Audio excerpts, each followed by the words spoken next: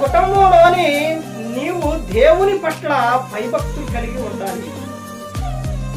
నీ గురించి తర్వాత విషయం నువ్వు ఈ లోకంలో ఉన్నా లేకపోయినా తర్వాత నీ గురించి చెప్పుకునే వారిగా ఉండాలి. చెప్పుకుంటారు, అది నీ గురించి మంచి ఏది ఒకసారి ఆలోచించు.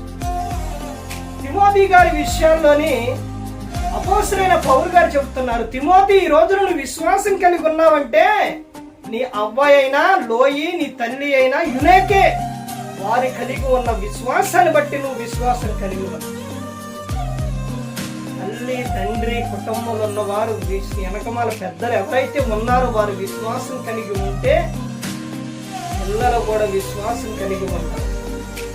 వీళ్ళ ప్రవర్తన ఏ విధంగా అయితే ఉంటుందో వారి ప్రవర్తన కూడా అలాగే ఉంటుంది.